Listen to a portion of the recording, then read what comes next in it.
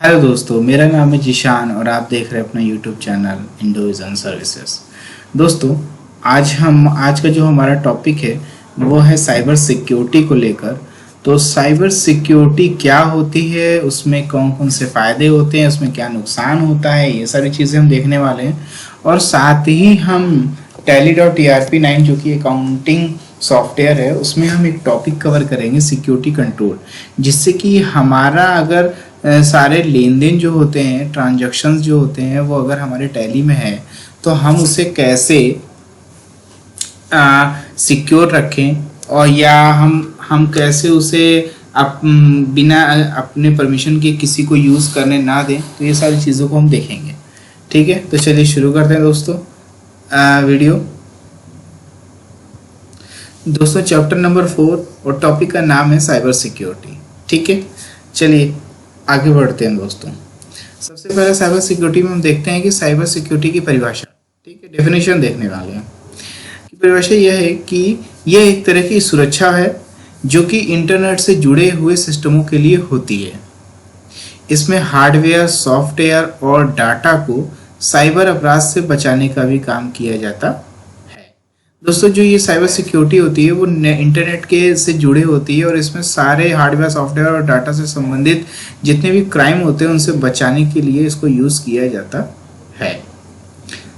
आगे देखते हैं। साइबर सुरक्षा और सुरक्षा फोर्स दोनों ही डाटा की सुरक्षा के लिए रखे जाते हैं, जिससे कि किसी भी तरह के डाटा की चोरी ना हो और सभी डॉक्यूमेंट और फाइल सुरक्षित रहें। बड़े बड़े कंप्यूटर विशेषज्ञ और आईटी के प्रशिक्षित लोग इस तरह के काम करने में समर्थ होते हैं। दोस्तों, हमने इसमें साइबर सुरक्षा, साइबर फोर्स दो तरीके के डाटा सुरक्षित रखने के लिए की जाती है। इसको क्यों किया जाता है? क्योंकि हमारा जो इम्पोर्टेंट डाटा है वो चोरी ना हो, और हमारा जो फाइल है, हमारे जो डॉक्यूमेंट है वो क्या रहें, सेफ रहें, सुरक्षित रहें। और इसका जो मतलब कि बड़े बड़े जो कंप्यूटर विशेषज्ञ हैं, जो कि काफ़ी माने जाने व्यक्ति होते हैं, जो कि आईटी से प्रशिक्षित होते हैं, वो लोग जो है ये इस काम को करने में समर्थ होते हैं। इन लोगों को काम करने में बहुत आसानी होती है। ठीक है, आगे बढ़ते हैं दोस्तों। साइबर सुरक्षा के तत्व, एलिमेंट्स ऑफ साइबर सिक्योरिटी। इसमें काफ़ी तरीके प्रयास किए जाते हैं जिसमें कि डाटा को सुरक्षित रखा जा सके। एप्लीकेशन सुरक्षा, एप्लीकेशन सिक्योरिटी, जानकारी सुरक्षा, इंफॉर्मेशन सिक्योरिटी, नेटवर्क सुरक्षा, नेटवर्क सिक्योरिटी, आपातकालीन सुरक्षा, इमरजेंसी सिक्योरिटी, ऑपरेशनल सुरक्षा, ऑपरेशनल सिक्योरिटी, डाटा सुरक्षा, डाटा सिक्योरिटी, मोबाइल सुरक्षा, मोबाइल सिक्योरिटी, क्लाउड सुरक्षा, क्लाउड सिक्योरिटी। ठीक है दोस्तों,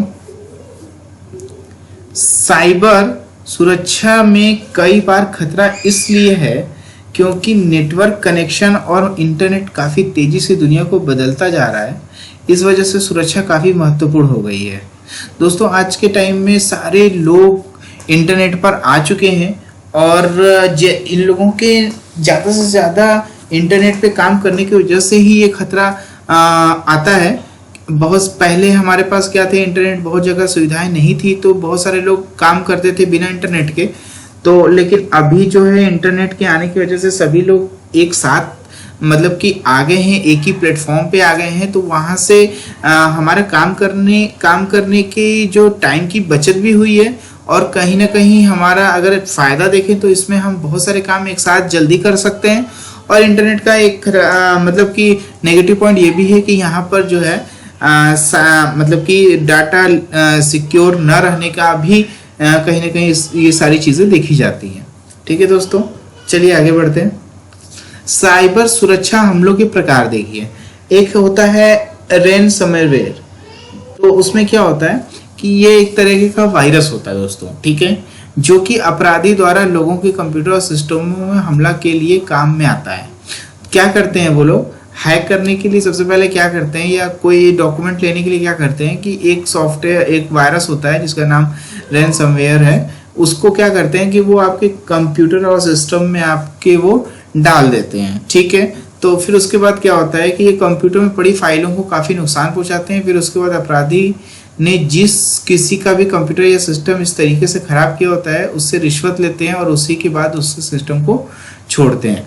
तो दोस्तों मतलब कि हम सॉफ्टवेयर ऐसा हम ये वायरस उस कंप्यूटर में या सिस्टम में छोड़ेंगे, उसके बाद जिसकी फाइल होगी उसको काफ़ी नुकसान होगा, वो काफ़ी परेशान होगा। तो वो आपसे कांटेक्ट करने की कोशिश करेगा और आप उसके कंप्यूटर और सिस्टम को सही करने के बदले कुछ पैसे मांगेंगे, रिश्वत लेंगे और फिर उसके बाद उस सिस्टम को सही कर देंगे। उसका कहने का मतलब ये है। दूसरा है दोस्तों फिशिंग। ये एक तरीके का फ्रॉड है। इसमें फ्रॉड वाले ईमेल लोगों को किए जाते हैं। जो बहुत सारे ऐसे ईमेल्स दूसरे लोगों को आते हैं जो हैकिंग किए हुए हैं कि वो सबसे पहले ईमेल करते हैं जिससे कि उन्हें ये लगे कि ये मेल किसी अच्छी संस्था से आया है। काफ़ी अच्छा डिज़ाइन होता है दोस्तों मेल का, मतलब आपको लगेगा कि कोई अच्छी ऑर्गेनाइजेशन है या आप किसी भी तरीके से रिलेटेड आपके पास मेल आ सकती है, जॉब रिगार्डिंग, इंश्योरेंस रिगार्डिंग, तो बहुत सारी लकी कूपन, इस तरीके की बहुत सारी मेल आती हैं जो आपको वो अपने मेल को इतने अच्छे डिज़ाइन किए होते हैं कि आपको पता ही नहीं चलेगा कि वो फ्रॉड हो रहा है आपके साथ। तो आगे पढ़ते हैं। इस तरह के मेल का मकसद ज़रूरी डाटा को चुराना होता है, जैसे कि क्रेडिट कार्ड की जानकारी या फिर लॉगिन की जानकारी। दोस्तों कभी कभी हमारे पास ऐसे मेल आ जाते हैं जिसमें कि हमें क्रेडिट कार्ड की इंफॉर्मेशन डालनी होती है या कोई फ़ोन करके बोलता है कि आपकी जो कार्ड ब्लॉक हो गया है। इस तरीके की सारी चीज़ें होती हैं जिस तरीके में फ्रॉड आता है। ठीक है, तो ये सब साइबर सिक्योरिटी के मामले होते हैं। आगे बढ़ते हैं दोस्तों। साइबर सुरक्षा के फायदे। साइबर सुरक्षा इसलिए ज़रूरी है क्योंकि सरकार, मिलिट्री, कॉरपोरेट, फाइनेंशियल और मेडिकल संस्था काफ़ी तरह के डाटा को इकट्ठा करता है और उस डाटा को अपने सिस्टम, कंप्यूटर और अन्य उपकरणों में रखता है। इस डाटा का कुछ भाग काफ़ी महत्वपूर्ण भी हो सकता है जिसके चोरी होने से किसी की निजी जिंदगी पर काफ़ी गहरा प्रभाव पड़ सकता है और इससे वह संस्था की सारी मिट्टी पलित हो सकती है। दोस्तों कहने का मतलब ये है कि हमारे जो कुछ ऐसे इंपॉर्टेंट डाटा होते हैं जिसका हमारी ज़िंदगी पे काफ़ी, जैसे कि हमने बहुत मेहनत से कई सालों की मेहनत करके एक डाटा बनाया है और वो अगर चोरी हो जाए तो हमारी ज़िंदगी पे ये काफ़ी इफ़ेक्ट डालेगा कि हम सोचेंगे कि कैसे ही वो हमारा आ जाए वापस। और ये सब सारी चीज़ें जो होती हैं हमारे संस्था के लिए कहीं ना कहीं हानिकारक है, निगेटिव पॉइंट है। ठीक है दोस्तों, तो ये तो रहा हमारा ये सारी चीज़ें। अब हम चलते हैं टैली की तरफ और टैली में आपको मैं दिखाता हूँ कि कैसे आप उसको यूज़ करेंगे। तो दोस्तों देखिए, सबसे पहले तो हम देखिए दो चीज़ें पढ़ने वाले हैं। एक तो हम अपनी कंपनी में पासवर्ड लगाने वाले हैं, दूसरा हम अपनी कंपनी के नाम को हाइड करने वाले हैं। तो दोस्तों क्या करते हैं, सबसे पहले हम एक कंपनी यहाँ से सेलेक्ट कंपनी कर लेते हैं। सेलेक्ट कंपनी करने के बाद जो है आपको यहाँ पे दिख रहा होगा एक नवोदय इंस्टीट्यूट स्किल डेवलपमेंट करके कंपनी है। इसको मैंने पहले बनाया था, तो इस पे ही मैं काम करने वाला हूँ और आपको इसके लिए आना पड़ेगा अल्टर में। और अल्टर में आने के बाद इस कंपनी को चूज़ करना पड़ेगा दोस्तों। चूज़ करने के बाद आपको एंटर करते करते आपको यहाँ पर आना है सिक्योरिटी कंट्रोल। सिक्योरिटी कंट्रोल में जैसे ही आप इसको यस करेंगे, जैसे ही आपने इसको यस किया, एक फीचर खुल के आएगा दोस्तों कि name of administrator, password, repeat password. दोस्तों इस फीचर्स का उपयोग हम इसलिए करते हैं ताकि हमारे परमिशन के बगैर हमारी कंपनी को कोई ओपन ना कर पाए, क्योंकि हमें जानकारी होनी चाहिए कि हमारे कंपनी को कौन खोल रहा है। क्योंकि दोस्तों टैली जो अकाउंटिंग सॉफ्टवेयर है इसमें बहुत सारे ऐसे डाटा होते हैं जिसमें अगर थोड़ी सी भी छेड़छाड़ कर दी गई या कोई भी एक एंट्री डिलीट कर दी गई तो बहुत सारा नुकसान हो जाएगा बिजनेस का। तो इसलिए हम इसे सिक्योर रखना चाहते हैं, इसलिए हम इस फीचर का यूज़ करते हैं। तो दोस्तों जैसे ही आप यूज़ सिक्योरिटी कंट्रोल को यस करेंगे वैसे ही ये फीचर खुल के सामने आ जाएगा।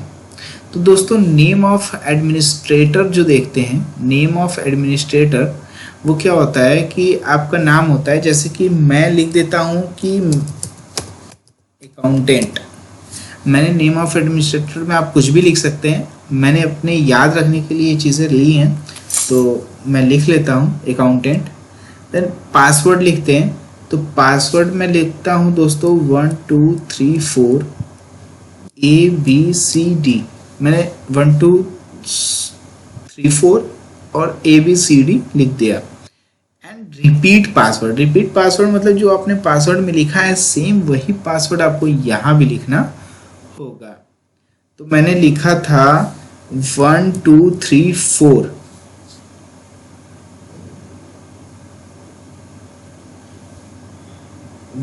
ABCD, ठीक है दोस्तों। तो ये हो गया। और यहाँ पे देखिए आपको पासवर्ड स्ट्रेंथ बता रहा है कि वीक का मतलब अभी जो पासवर्ड है वो आपको काफ़ी छोटा है, तो इसलिए वो वीक बता रहा है। आगे जो है आप क्या कर सकते हैं कि इसमें कुछ और जोड़ सकते हैं, जैसे कि मान लीजिए मैंने ABCD किया था, मैं फिर 1 2 3 4 लिख देता हूँ, देखिए गुड हो गया। और अगर मैं 5 6 7 8 9 0 लिख दूँ, मतलब फिर से, तो अभी क्या हो जाएगा। अभी दोस्तों जैसे कि मैं फिर से लिखना चाहता हूँ 1 2 3 4 ABCD 1 2 3 4 5 6 7 8 9 0, ठीक है दोस्तों। तो ये जो है आपका, ये देखिए अगर मैं इंटर कर रहा हूँ तो ये बोल रहा है कि forgetting your password will render your data inaccessible, मतलब कि अगर पासवर्ड भूल गए तो आप अपने डाटा को वापस एक्सेस नहीं कर पाओगे, ठीक है। तो मैं ओके करता हूँ और इसको बाद इसको इंटर करते करते आपको यहाँ लगाना है। और यहाँ पे एक्सेप्ट लिखा है, एक्सेप्ट में अगर आप इंटर दबाते हो तो वो यस हो जाता है, अगर एस्केप दबाते हो तो आप नो हो जाता है, ठीक है। तो अब मैं इंटर यस कर लेता हूँ, यस करने के बाद इसको ओके करता हूँ एंड रीलोड कंपनी पे क्लिक करता हूँ। अब देखिए यहाँ पे जो है, यहाँ पे हाँ दोस्तों, तो मैंने कंपनी जो है बंद कर दी है। अब कंपनी को बंद करने के बाद मैं वापस से ओपन करता हूँ और जो मैंने आईडी और पासवर्ड बनाया था एडमिनिस्ट्रेटर और पासवर्ड, वो मैं देखता हूँ चेक करके वो दोबारा खोल के कि वो दोबारा खुल रहा है कि नहीं खुल रहा है।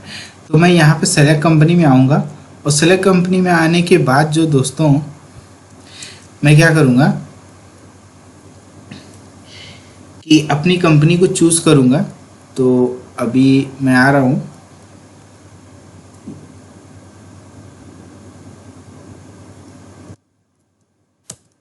थोड़ा सा जो है वो ये नवोदया इंस्टीट्यूट स्किल डेवलपमेंट यही था।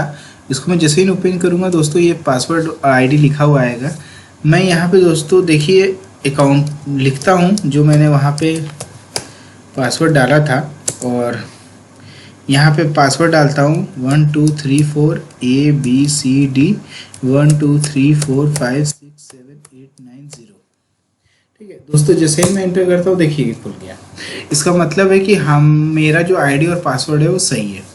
अब दोस्तों बात ये करते हैं कि मान लीजिए कि किसी भी तरीके से किसी को मेरा आईडी और पासवर्ड पता चल भी गया, तो अगर मैं अपनी कंपनी का नाम हाइड कर दूं जो नवोदय इंस्टीट्यूट स्किल डेवलपमेंट लिखा है वो अगर दिखाई ना दे इस सेलेक्ट कंपनी में जो है जैसे ये डॉट डॉट दिखाई दे रहा है वैसा अगर मैं कर दूं तो इस कंपनी को बस मैं ही जानूंगा कि मेरी कौन सी कंपनी है। तो इससे मेरा डाटा और सेफ हो जाएगा और सुरक्षित हो जाएगा। तो चलिए इसको करते हैं। लेकिन दोस्तों इसको करने के लिए आप इसको तभी कर सकते हैं जब आप कोई कंपनी नई क्रिएट कर रहे हो। आप किसी कंपनी में बदलाव करके ये ऑप्शन नहीं ला सकते। तो दोस्तों चलिए मैं यहाँ पे क्रिएट कंपनी में जाता हूँ और नई कंपनी को क्रिएट करता हूँ। जैसे ही आप नई क्रिएट कंपनी करोगे तो आप यहाँ पे नाम पूछेगा। मैं यहाँ पे बनाता हूँ नवोदया इंस्टीट्यूट, या मैं अपनी कंपनी का नाम लिख देता हूँ इंडोविजन सर्विसेज, ठीक है दोस्तों। जो ये कि इसकी जो है एड्रेस जो है ये न्यू दिल्ली है, मैं पूरी डिटेल में नहीं जाता। तो और ये जो है यहाँ से कंट्री आप चुन सकते हैं इंडिया, और यहाँ से स्टेट चुन सकते हैं आप न्यू दिल्ली।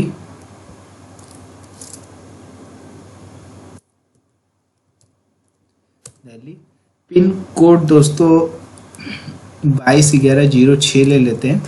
और यहाँ पे phone number, mobile number, fax जो कंपनी का नंबर होता है, मैं कंपनी की ईमेल आईडी, कंपनी की वेबसाइट, वो सारी चीज़ों को यहाँ पे फिल करते हैं। और यहाँ पे देखिए दोस्तों टैली वैल्यूड पासवर्ड लिखा है। ये जब आप कंपनी अल्टर करेंगे तब आपको ये ऑप्शन नहीं दिखाई देगा। आपको ये ऑप्शन तभी दिखाई देगा जब आप किसी कंपनी को बनाएंगे, नई कंपनी क्रिएट करेंगे। तो यहाँ पे टैली वैल्यूड पासवर्ड में मैं लिखता हूँ 1 2 3 4 ABCDE और मैं दोबारा एंटर करता हूँ और सेम लिखता हूँ 1 2 3 4 ABCDE। अब दोस्तों मैं जैसे इंटर करता हूँ और इंटर करने के बाद आप चाहें तो इसको यस कर लें, जो पिछले वाला फीचर था। तो मैं यहाँ पे फिर से आपको दिखा देता हूँ एक साथ करके। मैं अकाउंटेंट लिखता हूँ और यहाँ पे लिखता हूँ 1 2 3 4 ABCD 1 2 3 4 5 6 7 8 9 0 और 1 2 3 4 ABCD 1 2 3 4 5 6 7 8 9 0। ठीक है दोस्तों, मैंने दोनों पासवर्ड लगा दिए हैं। और इसके बाद मैं क्या करता हूँ कि आगे नहीं बढ़ रहा है, हो सकता है कि मुझसे जो गलती हो गई हो। 1 2 3 4 ABCD 1 2 3 4 5 6 7 8 9 10। दोस्तों कुछ ना कुछ गलती हो रही है, तो मैं फिर से एक बार डालने की कोशिश करता हूँ। 1 2 3 4 ABCDE और 1 2 3 4 ABCDE। हाँ दोस्तों देखिए यहाँ पे अब बोल रहा है वही चीज़ कि अगर आप जो है इस पासवर्ड को भूल गए तो आप एक्सेस नहीं कर पाएंगे अपने डाटा को। और इसको आप क्या करना है, इंटर करते करते आप इसको एक्सेप्ट करना है। जैसे नहीं एक्सेप्ट करेंगे दोस्तों तो देखिए ये हो रहा है।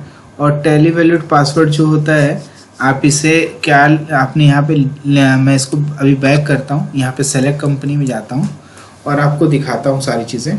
जैसे कि आपको यहाँ पे पहचानना है कि आपने कौन सा डॉट रखा है। तो जो इस डॉट में जो सबसे बड़ा नंबर होगा वही आपकी कंपनी होगी दोस्तों। तो ये आप देख रहे हैं 1012 वही आपकी कंपनी है। तो आप इसको टैली वैल्यूड पासवर्ड में देखिए 1 2 3 4 ABCDE। जैसे खोलेंगे ये तो ओपन हो जाएगा, लेकिन अब एक और पासवर्ड पूछेगा। देखिए हमारी कंपनी का नाम आ गया इंडिविजुअल सर्विसेज। तो दोस्तों अब जो है हमारा जो एडमिन का पासवर्ड था वो अब डालते हैं अकाउंटेंट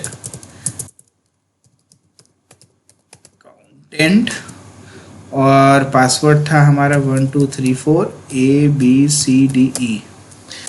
और देखिए दोस्तों ये खुल गया। तो हम आपको ये टॉपिक कैसा लगा और कितना अच्छा लगा तो प्लीज़ कमेंट बॉक्स में से देख के बताइए। और ठीक है दोस्तों, तब तक के लिए मिलते हैं हम नेक्स्ट वीडियो में।